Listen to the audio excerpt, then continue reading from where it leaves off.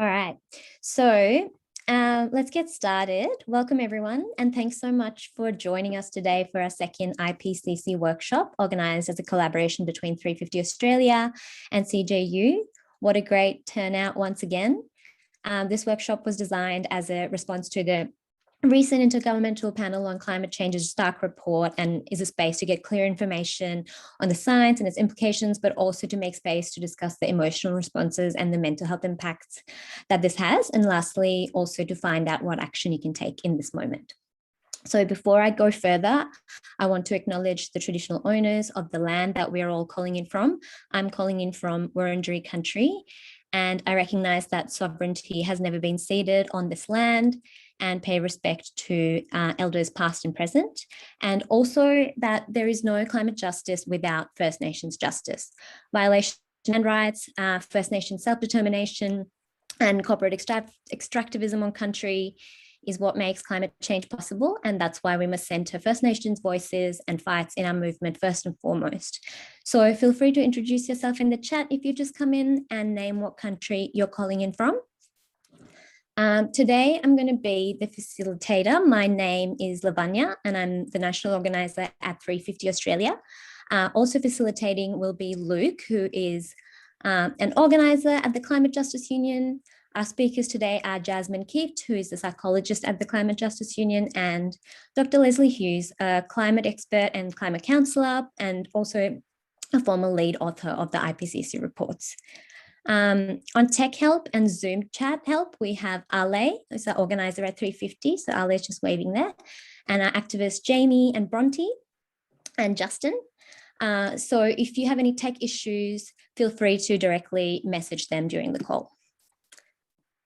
Great. I'm just going to take a moment to mea culpa and apologise to Lav for not actually putting her name on the intro slide today. No, that's all right. Well, just in case it's not clear, I'm not Kelly, I'm Lavanya, and we can go to the next slide now. Great, so this is just an overview of today's agenda. We're going to start with some breakouts. For those of you who haven't been in one before, it means we put you into a smaller Zoom room and with a fewer people, and you will get a chance to meet each other and discuss the content. And then we'll hear from the climate science from Dr. Leslie Hughes with another breakout in the middle. And after that, we have a video we will play from Jasmine Kieft on the mental health impacts of climate change. And finally, we'll talk about how you can be involved and turn those big driving emotions into action.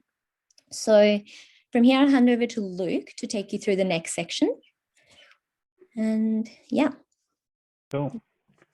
All right, so we're going to just have a chance to get to know each other a little bit. I think it's really important as climate activists that, you know, we get a chance to know who each other are, especially when we're working all across the country. And sometimes it can feel isolating and a bit lonely sometimes when you're confronting an existential crisis, and sometimes the people around you don't necessarily always feel the same way as you. So getting to spend some time with people who do is always good.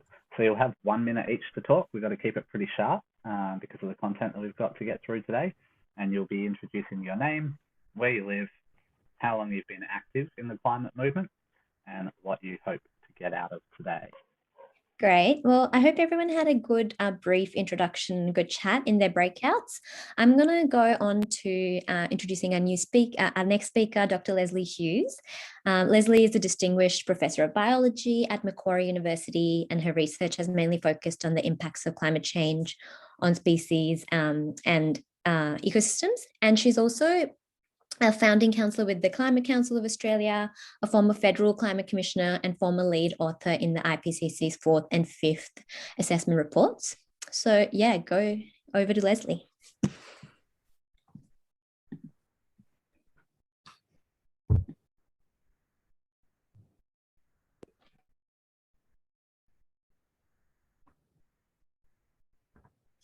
Right, is that where you're going? Can everybody see a big bushfire? We can. Yeah. Okay, great. Well, good afternoon, everyone. I'm coming to you from beautiful Wallumattagal land, which is very hot today in Sydney.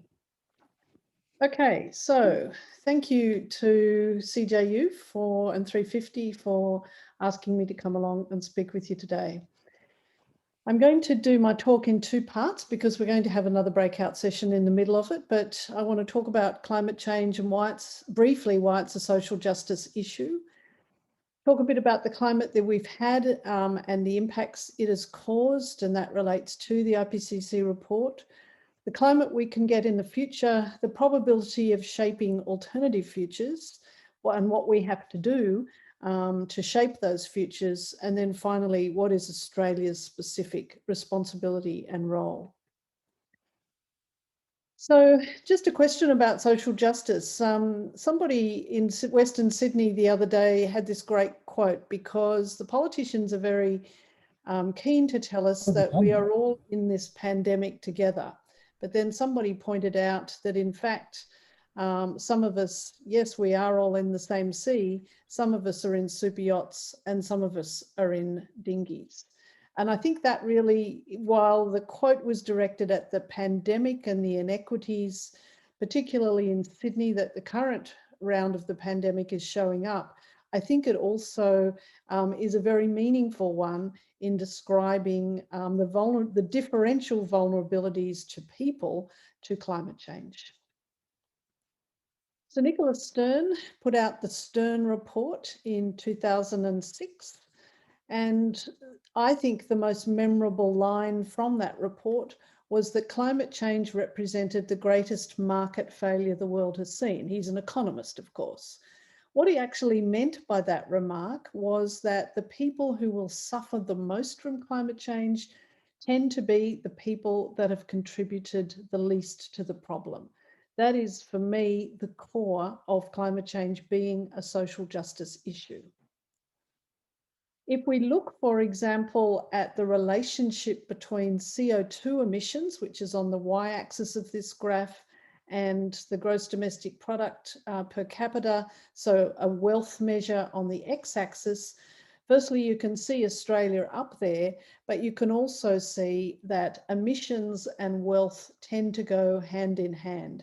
So it's those people at the bottom of this graph, the ones that are the poorest, the countries who are least developed and contributed the least to the problem, are also going to be those that will feel its impacts most acutely.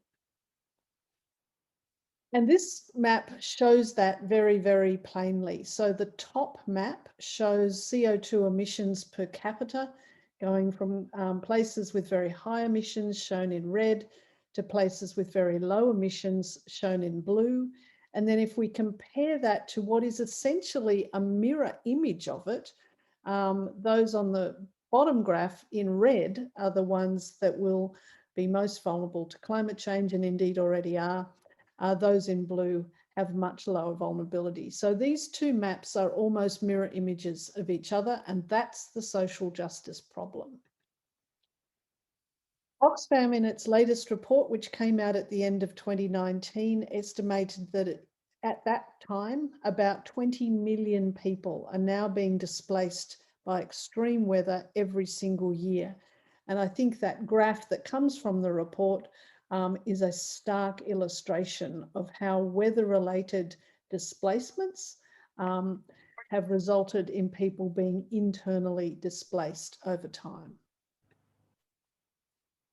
So that's just a little touching on why climate change is a social justice issue. So let me now talk about climate. So the IPCC report that was released about nearly a month ago, well, about a month ago now, had the tagline, "Climate change is widespread, rapid and intensifying." And that just about sums it up. In many ways, there was nothing really surprising in this report. If you're familiar with previous reports, this one just provides more data to show that the situation is even more urgent than it was when the last report came out. So, for example, atmospheric CO2 is now almost 50% higher in the atmosphere than in pre-industrial times. It's the highest level for at least 2 million years. A report that came out from NASA last June indicated that the amount of heat trapped near the Earth's surface now by enhanced greenhouse gases has about doubled since 2005, and the Earth is actually warming faster than really anybody had expected. Now I'm going to show you a little graphic now. It'll show all the countries of the world. They're arranged in alphabetical order. So you can see Australia about halfway along that top line. It'll show you what we call the temperature anomaly, which is basically whether a particular year has been cooler or warmer than average. The cool years will be shown in the blue colours and the warm years in the red and orange colours. It'll go through using real data from 1900 to 2018, and then it will project data under a medium emissions scenario from the 20s right through to the end of the century. If you'll excuse the pun, it'll take a few seconds to warm up, but then it'll be pretty obvious what's going on.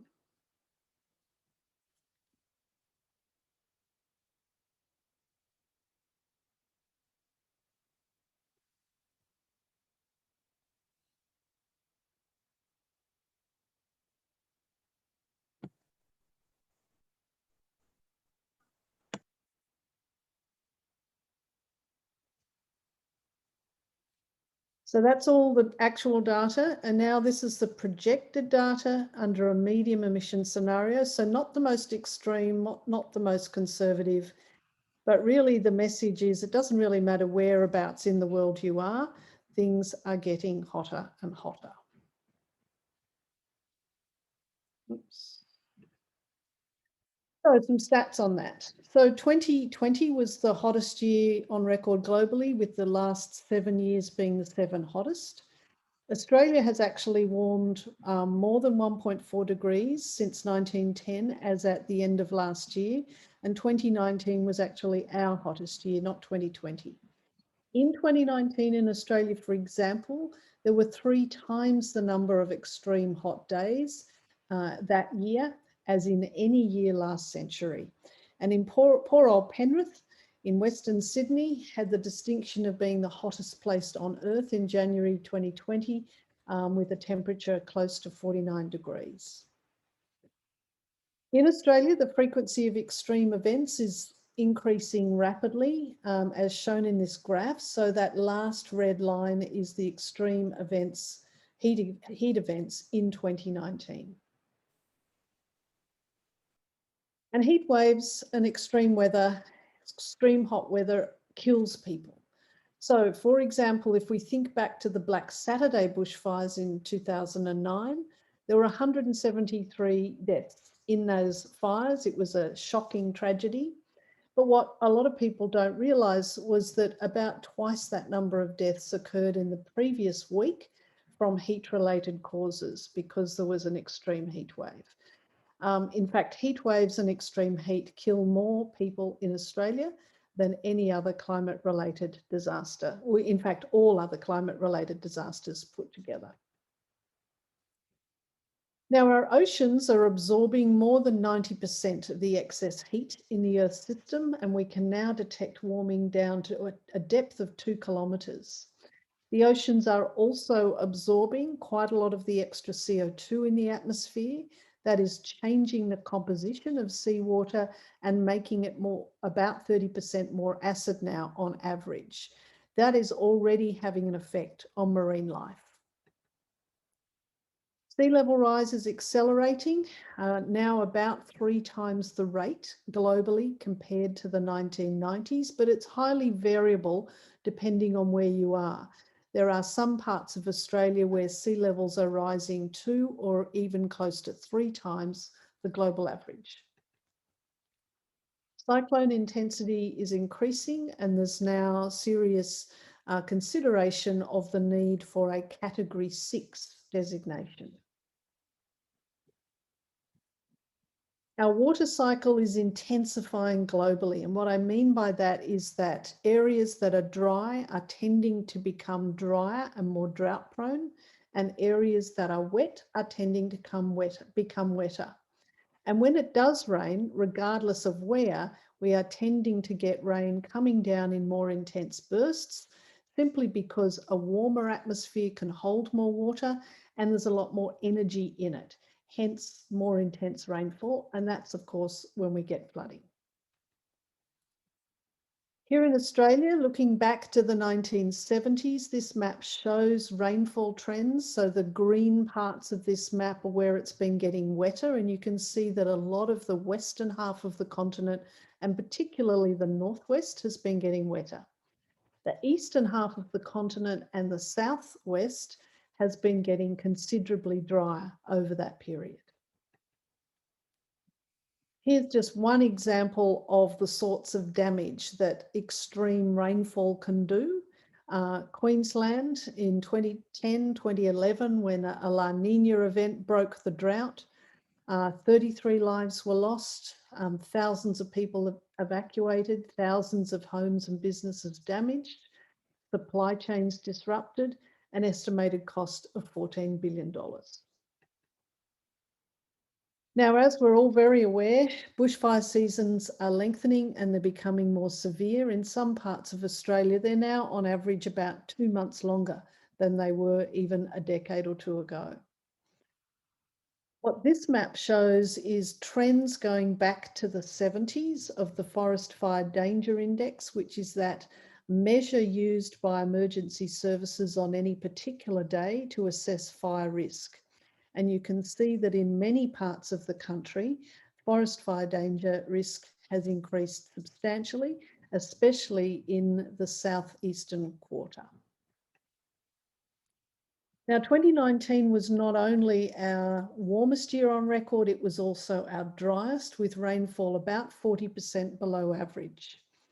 And that, of course, set up the perfect conditions for what's become known as the Black Summer bushfires. But of course, those bushfires actually started in late July in 2019, so in late winter, and they burned right through till after New Year in January 2020. About 18 million hectares of the country were burnt, and that's about 3 times the size of Tasmania. The impacts were extraordinary. 33 people directly lost their lives in the fires, but there were also more than 400 deaths as a result of smoke inhalation, probably exacerbating pre-existing conditions. There were more than 4,000 excess hospital admissions, at least 8 million people affected by smoke, 3 billion animals killed or displaced, thousands of homes lost, and it's now been estimated to be the costliest weather disaster in Australian history, with costs approaching $100 billion. But of course, even that doesn't cover a lot of costs that are very difficult to quantify, such as the impacts on mental health. So that's a bit about the climate we've had and the impacts. What about the climate we'll get? Well, this is a graph from a Climate Council report. It's consistent with graphs from the IPCC report, showing that global average temperature rise is accelerating.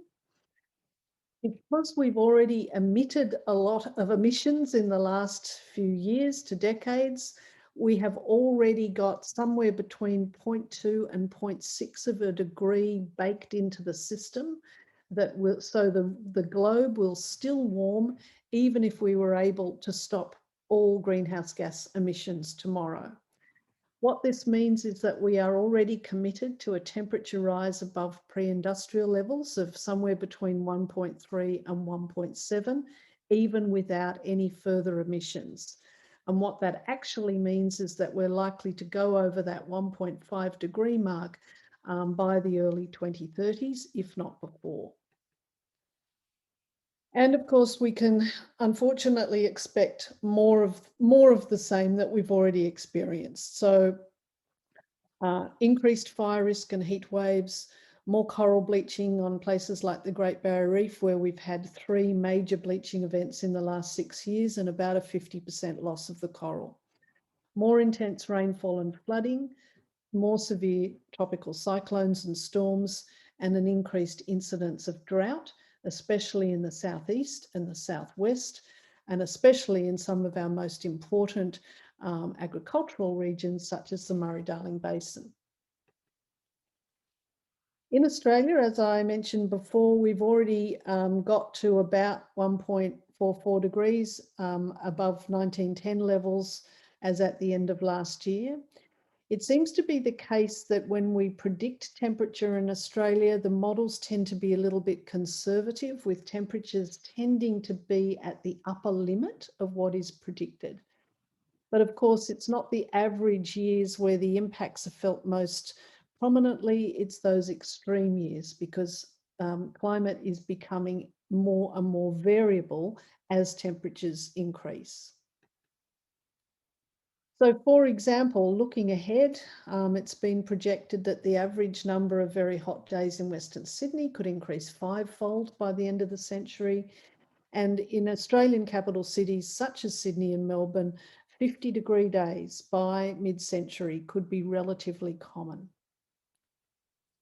I'm going to stop sharing my screen now. I'll come back later, but I believe we're going to have another breakout session. Yeah, we are going to have another little breakout session. I think my slides should come up, hopefully. Here we go. So this is just going to be an opportunity for you to get into your little groups, and same groups as before, although there's been a bunch of people who've joined since then, so we'll have to make up some new groups for those people. But the opportunity is to talk about how do you think this is going to impact you or your community, given what you've just heard from Leslie. All right, second half.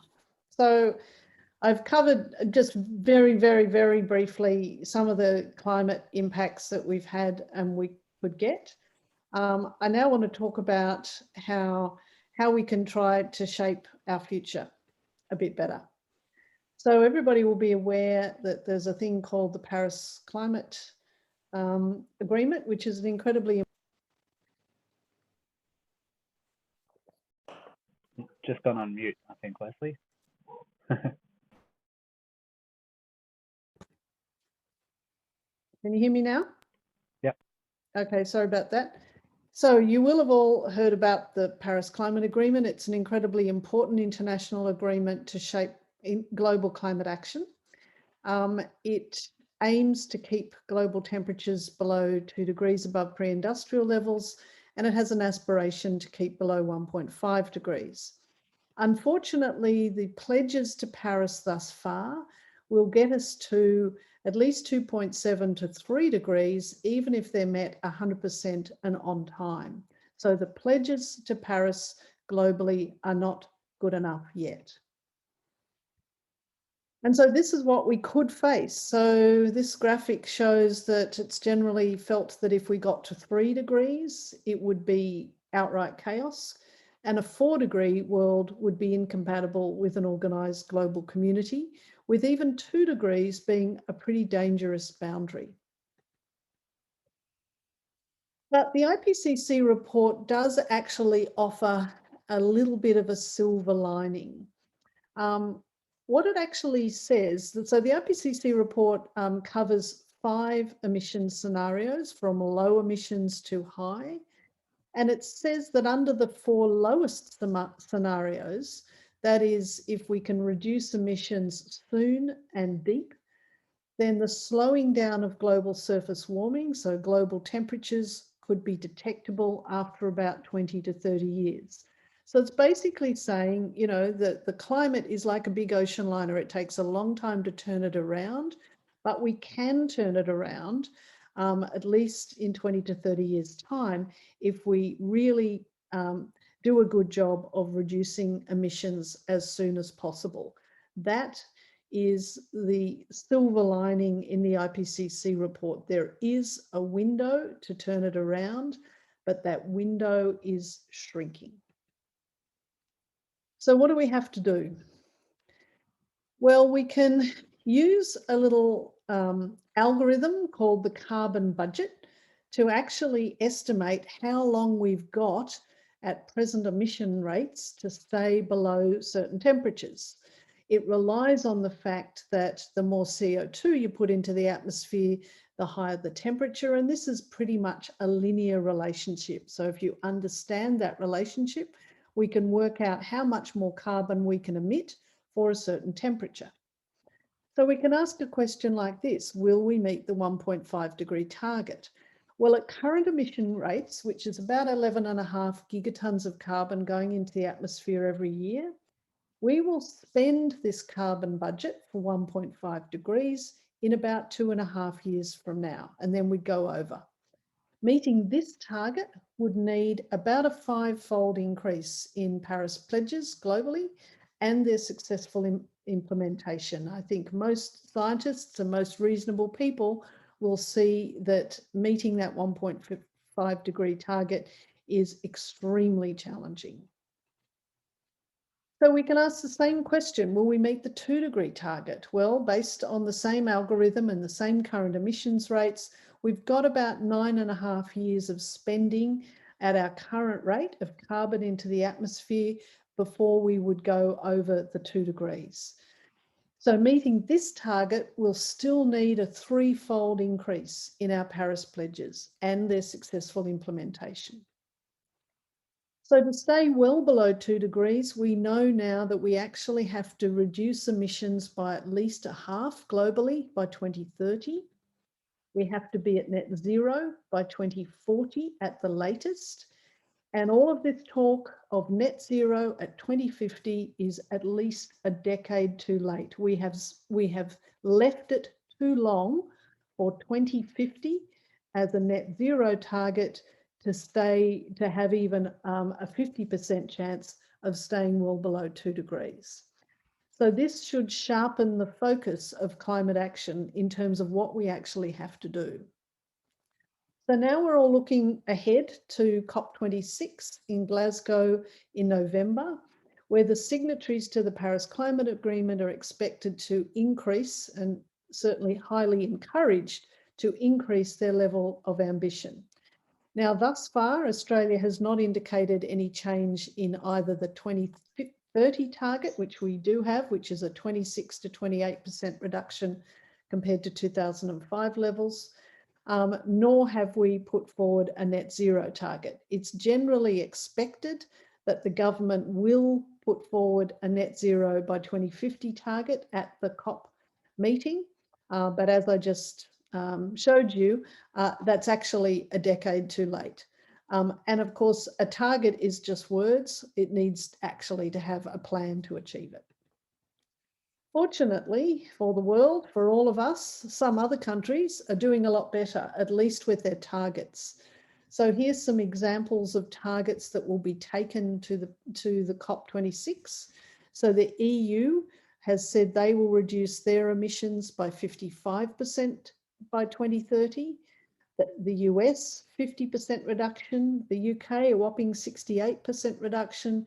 Canada, 40 to 45%, and Japan, 46%. Now, those reduction targets are all on slightly different baselines, but what they do show is that each of those countries, plus the EU, has upped their ambition quite considerably.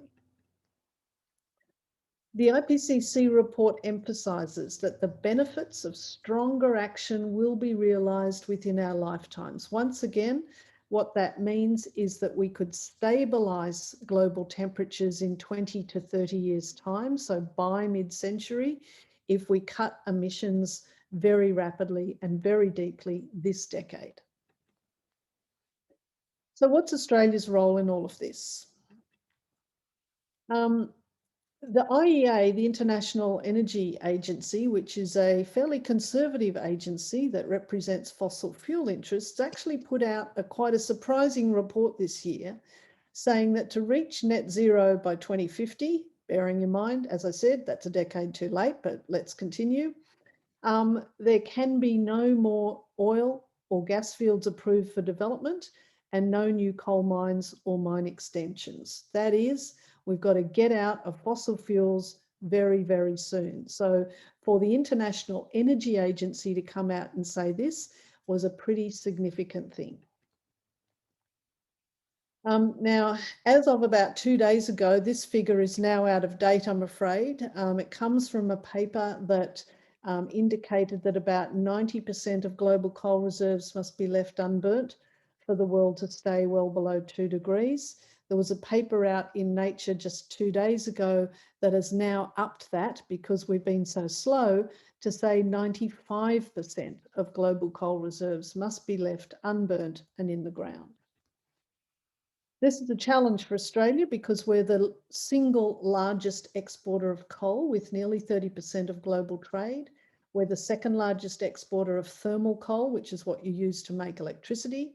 And if you add in our gas exports, we're the third largest exporter of fossil fuels in total.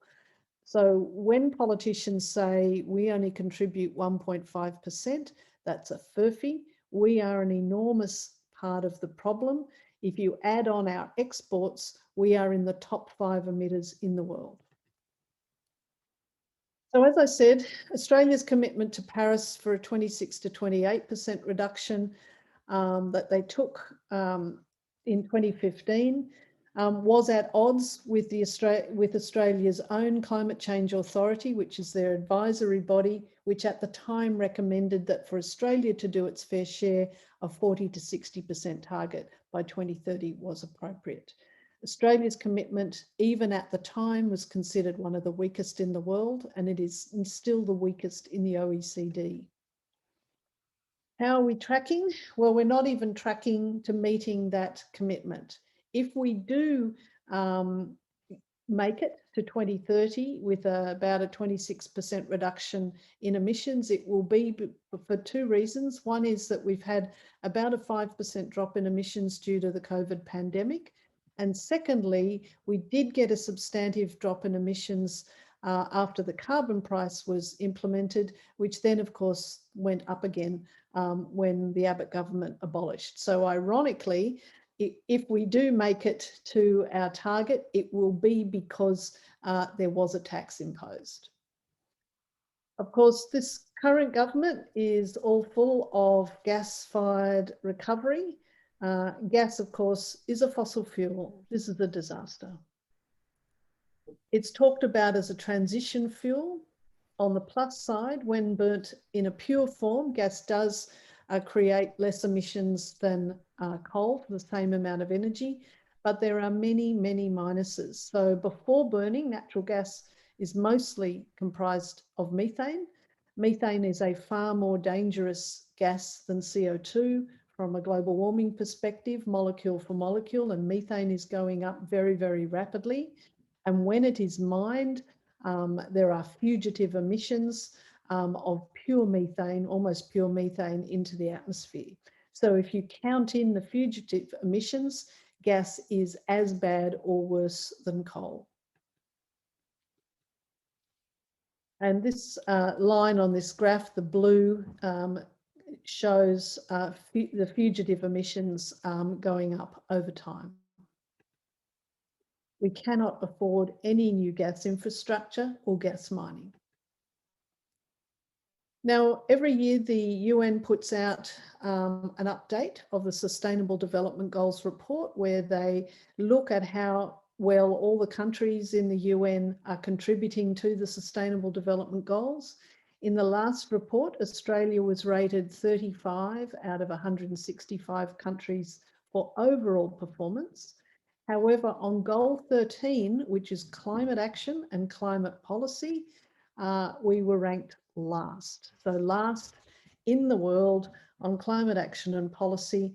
In the previous report, the year before, we were second last, just ahead of Brunei. We've now been downgraded to last in the world. A report put out by the Climate Council last March, Aim High, Go Fast, actually, on which I was a co-author, calculated what Australia's fair share of global action should be.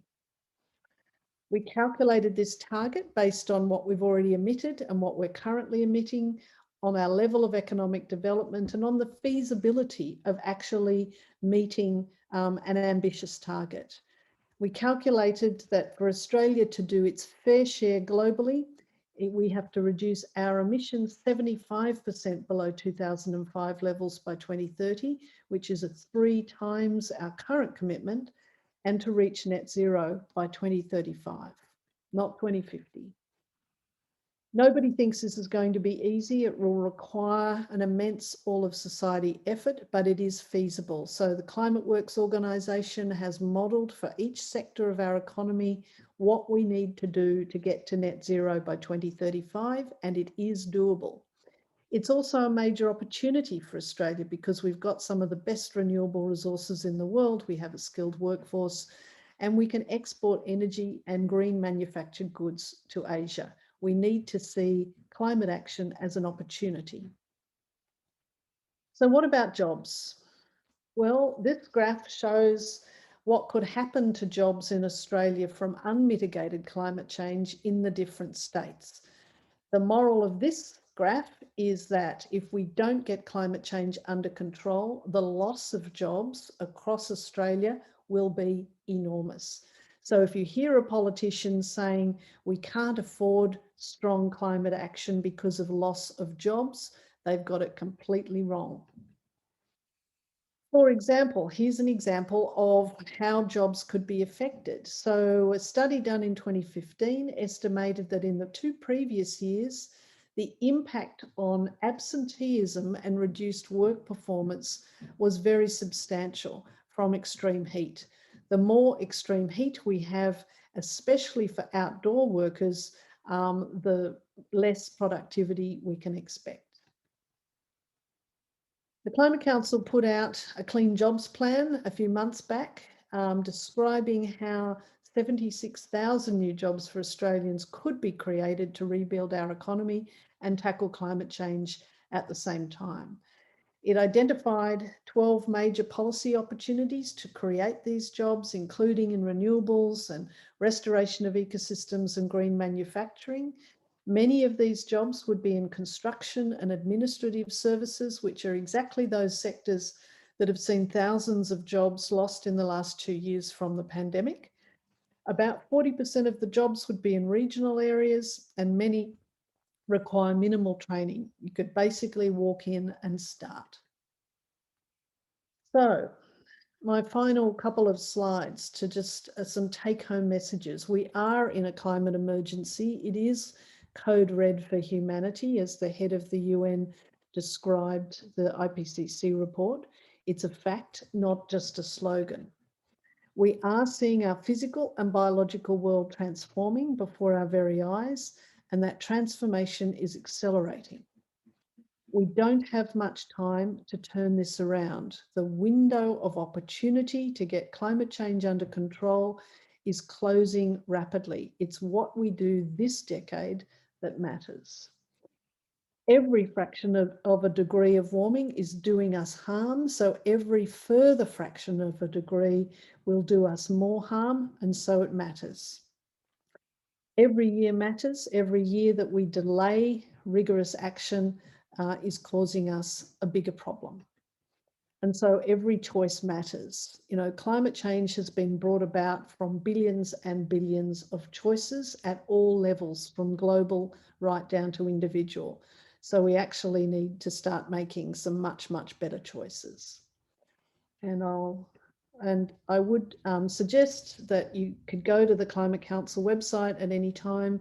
We have over 130 reports there, plus a lot of other material on just about every climate change topic that you can imagine. It's all shareable, and it's all been written for a lay audience. So please avail yourself of those resources. And I'll stop sharing my screen and come back. Thanks, Luke. Thanks very much for that, Leslie. Very informative and clear as always. So we've been hearing a lot about the science. What we're going to do now is have a chance to kind of process what that's bringing up in us and what the emotional responses and other responses that we have to that are. We will be going into some breakouts, but not straight away. I'm going to show you a video from Jasmine, who is a psychologist who divides her professional time between practice and academia, and is one of our key volunteers at Climate Justice Union. Hi everybody, my name's Jasmine. I'm a psychologist and I'm also involved in climate psychology research. Now, I understand that you've been listening to a lot of information that's been released in the most recent IPCC report, and it's really important that we pause to reflect here about what we've been listening to and its impact on us and what's actually going on inside of us. sometimes we can be listening and thinking about these things and really using our brains, especially when we're trying to understand a lot of intellectual information, like what comes up with the climate science. But a part of this can also be involving our imagination around how do we fit in with this information? How is this going to impact us and our world? What will our world look like? What will our local community look like as we're listening to these this information? So there's a lot of really rich internal experiences that we might be at risk of missing it or not attuning to if we don't pause and reflect on what's going on. Now, there's going to be a wide range of internal experiences from listening to this information from this group, because it's very personal and very present for everyone's individual contexts. So we're going to have some parents in this space who might be thinking about their children and how does my child fit into this? How does this impact my child? We're going to have some young people who are aware of their own lives and what decisions are they going to make and how does this impact their future and what's this going to look like for them. There might be people who are working in industries that might be facing large scale change. And what does this look like for job security or for what they've sort of worked their entire life towards? What does this mean for them? There might be people who are already vulnerable in society. So there's a whole range of contexts that will be present listening to this information. Now, when we talk about climate-related emotions, we can often think of eco-anxiety. But there's a whole range of different experiences that people have when it comes to listening to or being aware of climate change and its impact on our societies. So we have anxiety, which is this sense of there's a lot of change coming. It comes with many unknowns. This is really difficult to be unaware of exactly what that means for us, or a bit scary of what this information might mean for our future and for the people that we love. Some people have a sense of depression of this is all too much, this is really sad, and there can be some grief within this as well, of this expected losses of life and biodiversity and how we operate as societies, that things are going to change, and with that comes some grief. Some people might be sitting with a sense of anger of, okay, well, we're hearing all this important information and who's doing something about it? Is there enough being done? The sense of maybe even being let down, like, I wish that we weren't in this position right now, that I wish someone had done something about this earlier. And some fear as well.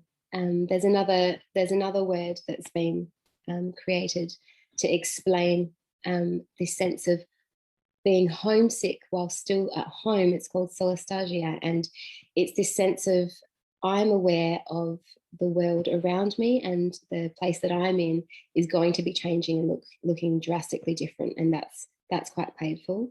Or if we are in places like beaches or landscapes that are looking already very different, there's that sense of grief of the things that I love, although I still have them, are very different to what they once were.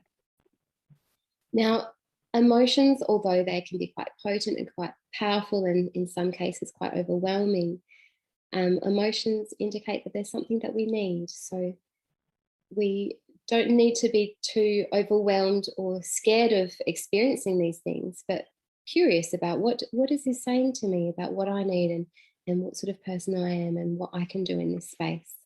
So people who are feeling angry might have a sense of I need justice and I need to be heard, and they can work towards just and fair outcomes. They could look at lobbying, advocacy, those sorts of things. People who are feeling sadness or grief, then that sense of loss of connections, loss of community, loss of the spaces that they're in. What can be really useful for these people is they need that connection. There's this sense of loss and reconnecting with their communities, reconnecting with environments, and working in spaces that are actively looking to reconnect different places, people and spaces can be really helpful in those times. And then people who feel anxious, there's this sense of uncertainty, this unsettled feeling about what is to come, and I need to understand what's to come. I need to know how to protect the people who I love and myself and my places. And they can work on providing clear information and planning and mitigation and these sorts of things. So these emotions as powerful as they can be, there are actually things that we can do, and we can learn more about ourselves when we pause and reflect on what's actually coming up for us.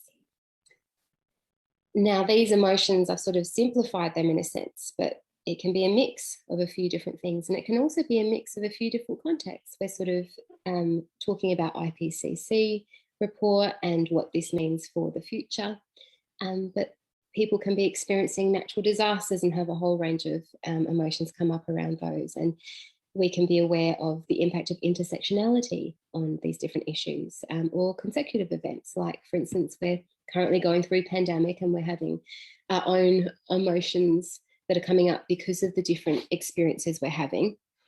Plus, we're then hearing IPCC information as well. So it all comes with this added complexity.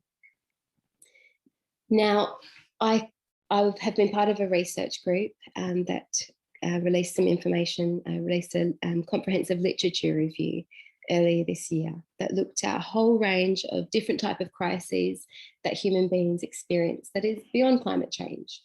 So trying to get a sense of what happens for humans as we go through crises, what comes up, and what can we do through these crises to support good mental health.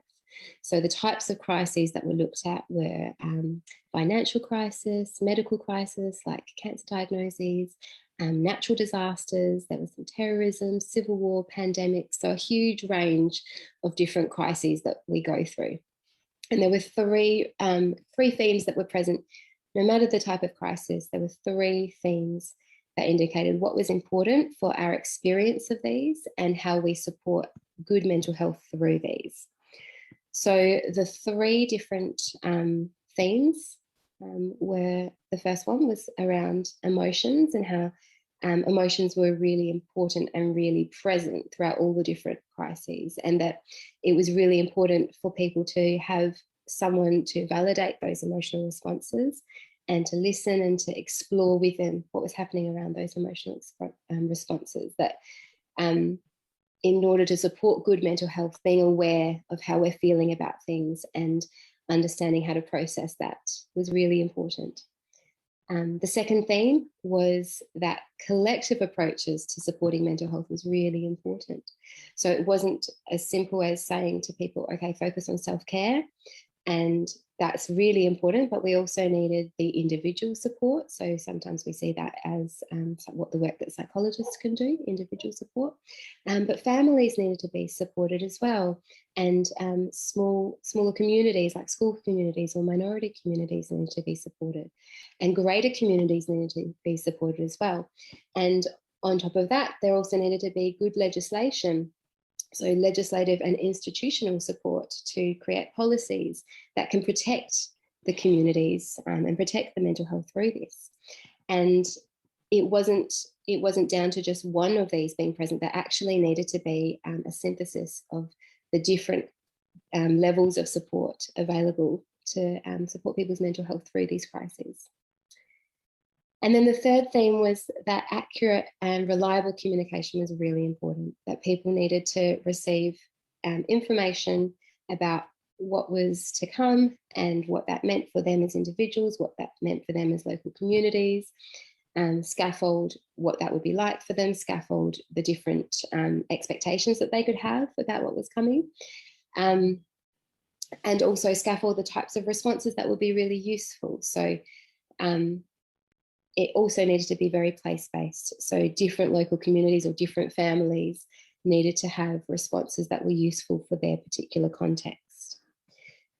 So this is three different themes: attending to emotions, collective support of mental health, and also accurate and reliable communication were all really important for supporting mental health. So that's something that we're sort of doing here. We're providing the IPCC report and communicating it in a clear and relatable way, and explaining and also making space to talk about the emotional impact of hearing these things. So I understand that we're going to be breaking into breakout groups to process some of these. So I will finish off there and sort of virtually hand over to Luke to continue. Cool. I hope you all found that useful. You're probably going to see me flick through the slides that would have appeared alongside Jasmine if we weren't playing a video. And now we are going to have a breakout group that's going to run for 7 or 8 minutes, give you all a chance to have a little bit of a reflection with some people who share, you know, similar values and concerns as you. There are 3 guiding questions for this conversation. So what is it like for you to hear all of this climate science? So how are you responding to it? What sort of emotions are coming up when you think about the future? And what other things you can do in the present to connect with community and with nature? I want to note that this is not a therapeutic space. We are not psychologists for each other in this space. Please only share what you feel comfortable with sharing, and don't try to give advice or take on a caring role, and respect each other's confidentiality. We'll be providing a mental health resource sheet after the breakout that we're about to have. So I'll put you into some groups in a moment. Good. Now I'm sure that everyone hoped that that was going to be a bit longer for them, because we know that that conversation usually is you know, really good, and I noticed that virtually not a single person came back until the last second that time, which is usually a good indication that you were having some important conversations. So we're sorry that we couldn't give extra time for that, because we do want to try and finish this very close to on schedule. What I am going to do is, these are some of the things that, you know, we expected that you might be discussing in that breakout, and just looking back at some of what Jasmine said, we know that these common emotions and responses are out there: anxiety and depression and anger, fear, solastalgia, grief, but we also know there are people feeling hope and optimism and determination, you know, and some people feeling pride at the fact that we're all, you know, here and doing this together. Yes. And just wanted to acknowledge that all of these responses are valid. As Jasmine said, our emotions mean that we need something, and so they're worth listening to and acknowledging. And we can no longer ignore our reality, but we can look after ourselves and each other through it, and that's really what we need to do. I think now I'm going to hand over to Lav for the next piece. Over to you. Great, thanks, Luke. Yeah, so that was a lot of heavy information, and I hope you got a chance to unpack and process that a bit in your breakouts. I know we had some good conversations in the breakout that I was in, and for a lot of people, this is no surprise. And I just want to talk about how this is, you know, not new information for people, especially people for those that are on the front lines and who have been on the front lines of climate and environmental justice for many, many years. First Nations people have been telling us for years that climate change and fossil fuel extraction are bad news for all of us, and have been fighting to protect country for hundreds of years. And while we might be scared and angry, folks on the front line have been feeling this anger for a long time and have no choice but to fight. And they have been fighting. Indigenous people are the original scientists, the original protectors, so they know that the changes that are happening all around us are climate change, and it's important that we follow their demands. That might be returning lands to traditional owners, or standing with the fight for stronger cultural heritage laws, or backing Pacific Island calls for global cooperation, and also something like raising the voices of the global South. So this is integral to fight for climate justice and for a future where our planet, ecosystems, and all communities are thriving and recovering from the worst impacts of climate change. And one of the best ways to support First Nations people in this fight and the movement is to support First Nations organizations and campaigns that are led by First Nations people for First Nations communities and driven by those communities. So for example, this is organizations like Seed Mob. Seed is Australia's first Indigenous youth climate network, and they're building a movement of Aboriginal and Torres Strait Islander young people for climate justice. They have recently gone completely independent from the Australian Youth Climate Coalition, and it's a really great time to support them by donating to their organisation and help them become this independent organisation who can fight for their own issues and their own campaigns. So Ale will post a donations link in the chat. And once you donate, you'll also be able to follow all the great campaigns that they're doing. And you can also check out their website to find out more about the campaigns. And you can support the Our Islands, Our Home campaign as well, which is a 350 affiliated campaign and is led by Torres Strait Islanders to protect their island homes. Torres Strait Islanders are on the front line of the climate crisis, and urgent action is needed to ensure that they can remain on their islands. Right now, king tides, erosion, inundation, and coral bleaching are threatening the homes and the cultures of the people of Zenith Cares, which is the Torres Strait. And while all this is happening, the Australian government is refusing to address the climate crisis and do anything to help those communities and islands adapt to the impacts and damage that has already begun. In fact, they're doubling down and fighting their claims in the UN to, to show that they have I guess, enforce that they have no responsibility to these islands. And Ale will also post their website in a follow-up email and in the chat that you can visit to learn more about the campaign and its demands of the Torres Strait Islanders and ways to support it. But the biggest call to action from the Our Island, Our Home campaigners at the moment is to get people like yourself to attend their upcoming virtual town hall on September 22nd, which is a Wednesday in the evening, and it's at 6:45 Eastern time. Ale will post the registration link in the chat. At the town hall, you will hear firsthand from the Our Island, Our Homes team and the traditional owners about the impacts of climate change being experienced in Zenith Cares. And they'll also share how they're building an extraordinary movement in the Torres Strait and the mainland that is driving this campaign. So that's on Wednesday, the 22nd of September in the evening, and we'll be sending the registration link as well. Their last one was really, really great, and I really encourage you to come along to this one. And yeah, just support the campaign and see how you can show solidarity and do actions to show solidarity with the campaign. All right, so now I'm going to hand back to Luke to talk about the next part, to move on to the next part of our agenda and talk about action and what you can do.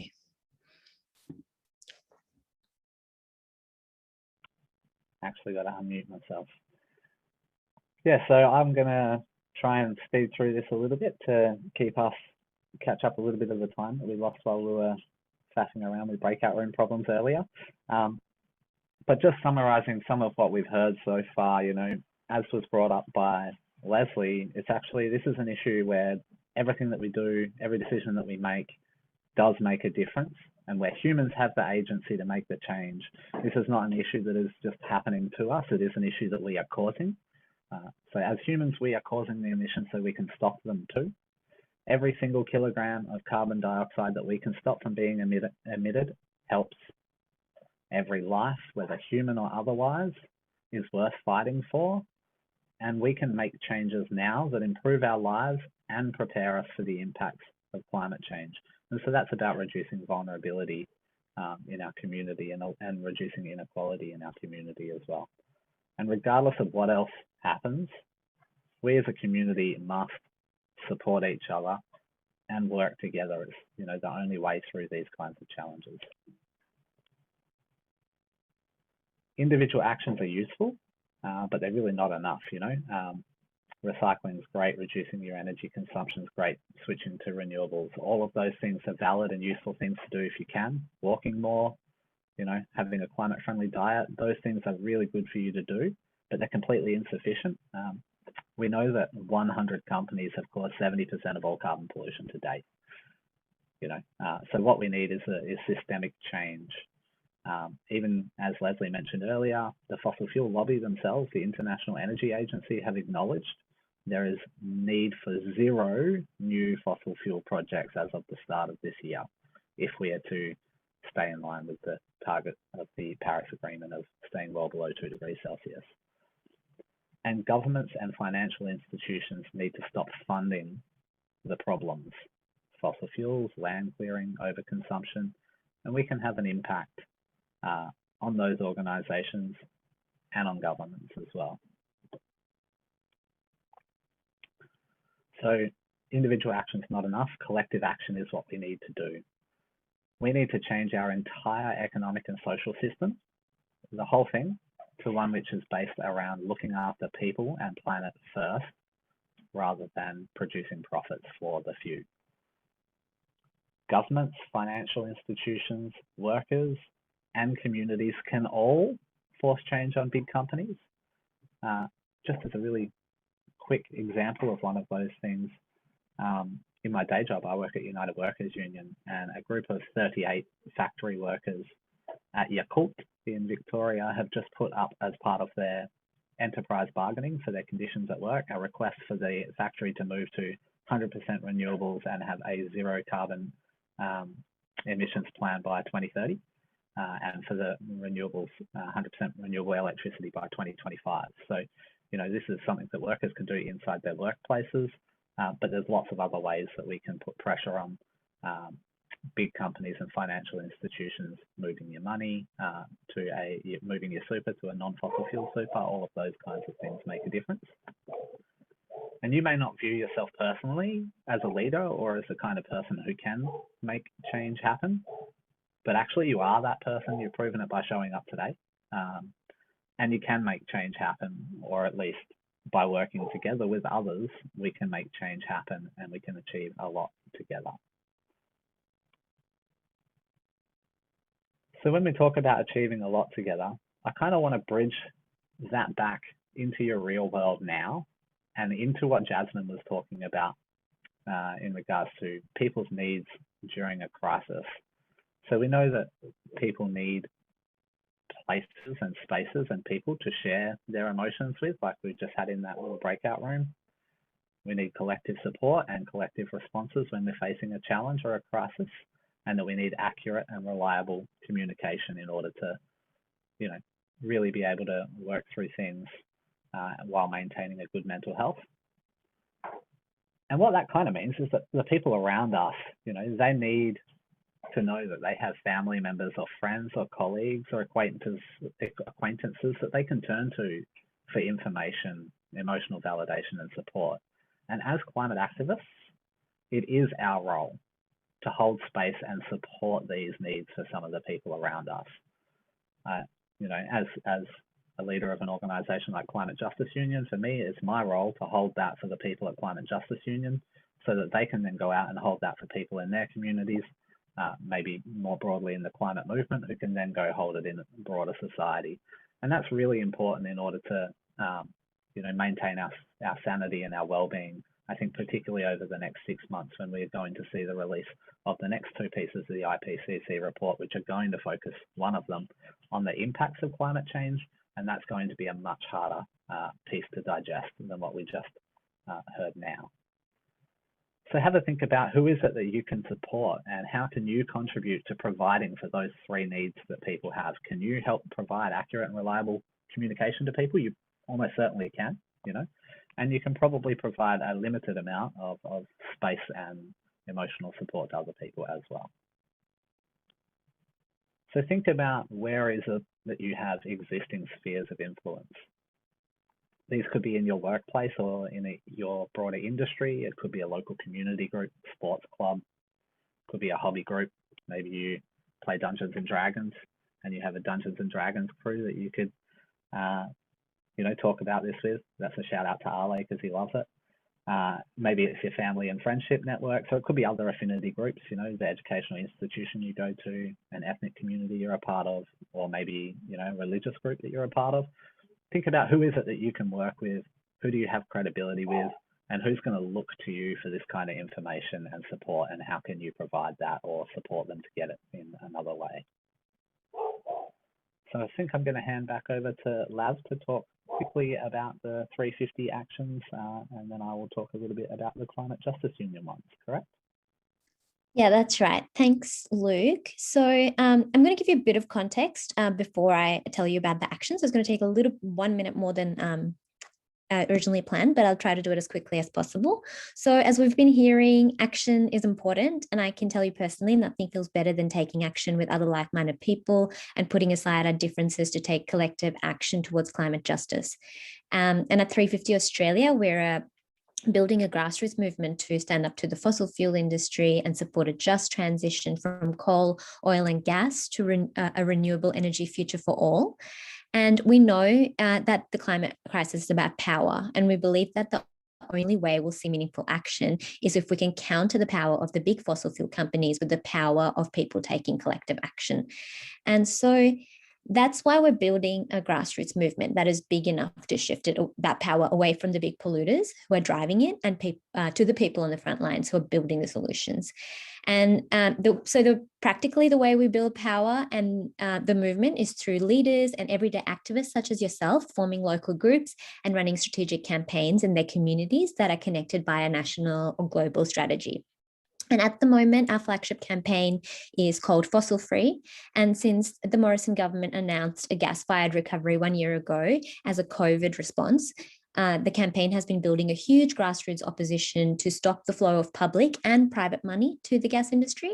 And so basically the idea is if we can stop the finance, we can stop the fracking. And for the first half of the year, we focused on public money and lobbied our politicians in the lead up to the federal budget. But right now, we're really, really focusing on the private sector, particularly the private financiers of fossil fuels. This is because we know the private sector moves faster than the public sector, and the private sector can set a benchmark for the rest of the industry. So some of you may know that our current target is NAB, the National Australia Bank, and the reason is because currently NAB is in the process of updating their oil and gas policy. So we have a pathway to pressure them for real change, and we can see real change in their policy. We have been doing this in a range of ways by building public pressure through petitions, letters to the NAB CEO, adopting NAB branches and engaging staff in areas where there are no lockdowns, making artwork to send to the CEO, holding webinars for the NAB staff to come and learn about NAB's upcoming policy review. And right now, one of the biggest actions that you can take is to join hundreds of people across the country to pressure NAB and thousands across the world against fossil fuel finance. Is to join the 350 Global Week of Action in the last week of October to send a strong message. And in this week, we're going to create murals all over the country targeting fossil fuel finance, but also we'll be making our own personal artworks, whether there is a painting, a drawing, a collage, or a TikTok video with a strong message to NAB about our future. And we will make sure that the NAB CEO and the board hears about this in the lead up to the oil and gas policy announcement on 9th November. And if we can make sure that NAB knows that people are willing to get creative, get out there, put all this time and effort, join forces with other people, go after their brand, and we can build the pressure on them and give them that huge final push they need to rule out their oil and gas funding forever. So I'm really pumped to get my creative juices flowing for this action. It's a great way to get your kids involved, your family involved as well. And kids are already involved in it and are sending art to the NAB CEO, which we know we have confirmation that he has been receiving it. And it's family friendly, fun, and a really good way to channel your emotions and show that this is about our future and not just some drab, inconsequential banking policy. So to get involved, sign up through the link that Ale is going to post in the chat, and we will get back to you with our art kit and the Global Week of Action guide with everything you need to know. So I hope you'll join us in this action. And so it's very soon. Well, it's like 6 weeks and you'll have all that time to make your artwork. And I'll hand back over to Luke to talk about CJU and their actions. Cool. All right. So sorry, we have run a couple of minutes over time. This won't take more than 2 minutes. The first action that I want to highlight here is actually a United Workers Union action. It's a solidarity action that anyone around the country can take with workers who are in the Hunter region, which, as many of you will know, is one of the largest coal mining areas in the country. And the federal government, in their gas-fired recovery planning, has put aside $660 million for a gas plant.